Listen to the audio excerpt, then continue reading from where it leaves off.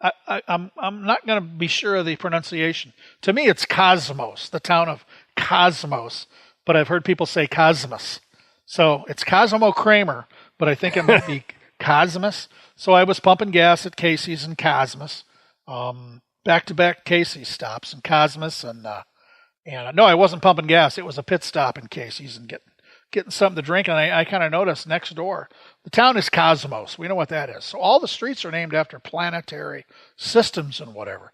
So I tweeted a picture of the street sign at the intersection of Gemini Avenue and South Milky Way Street. And I got responses on Twitter from people who live there or used to live there. Oh, I lived at the corner of Mars and Venus and all this stuff. So way to go, Cosmos. That's pretty awesome. That is cool. How the sausage is made. Yeah, Monday morning we had a meeting of the Minnesota State High School League Representative Assembly. This is the largest group the high school league has. It's basically, the way I try to explain it to people, it's like the legislature of the high school league. Anything that's a bylaw can't be changed without the approval of this group.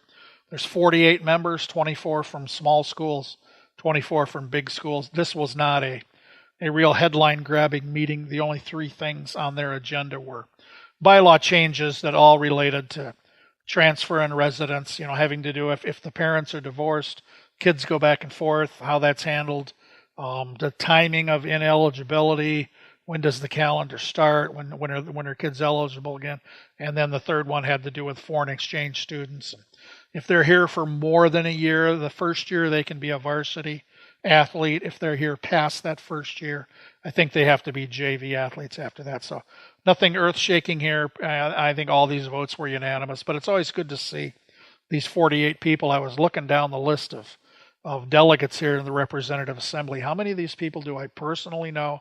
And of the 48, I think maybe about half, I personally know. So these are great people. They do great things.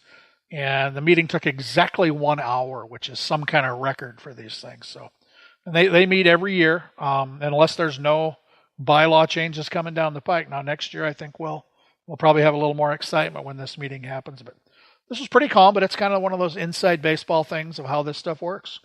Doing the right thing? Doing the right thing. This is a couple of cool things. At the Big South Conference track and field meet last week, Redwood Valley and Pipestone, their boys track teams, tied for the conference championship. So there's co-champions. There's only one I think it's a plaque. I don't think it's a trophy. I think it's technically a plaque. Who's going to get it? So both teams got together to take pictures. The co-champions, here they all are. Somebody tweeted the picture to me. And then I don't know if captains did it, how it worked. They did rock, paper, scissors to see who gets the plaque. How great is that? That's awesome. And I don't know if the other team gets one late. If they order another one, they probably do. But really cool stuff. And the other one, this is from Byron down in southern Minnesota. They're coming together down there to help a 7th grader named Nathan Noonan, recently diagnosed with leukemia. This Friday when Byron plays New Richland, Heartland, Ellendale, Geneva. In baseball, they're gonna raise money for Nathan. They're gonna sell walking tacos. They're gonna have a bake sale, free will donation. I'm glad to help publicize these kind of things because it's great when we come together and help somebody in need. Absolutely. Coaching news? Yeah, some fairly big coaching hires. This is the time of year, for next year. Coaches step aside and new coaches are hired. A couple of big hockey hires. Trent Eigner, I think that's how you say it. He's done a great job at Lakeville North, taking them to state many times. He's the new coach at St. Thomas Academy, another powerhouse, and Greg and Tom Vanelli.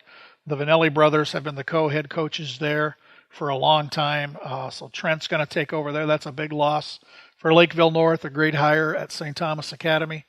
And Stillwater has named a new boys head hockey coach, Greg Zanin. This is a former Wild player. Yeah, I remember Greg. He was 8 years in the NHL, 3 with the Wild. He's been an assistant at Stillwater. I remember him being a really good guy, an NHL guy as your head hockey coach. That's a big deal. And down in Jordan, Greg Dietl has stepped aside as the girls basketball coach in Jordan. He's coached boys and girls down there over 15 years, 8 with the girls, 7 with the boys. A heck of a guy, good guy. Really big shoes to fill there.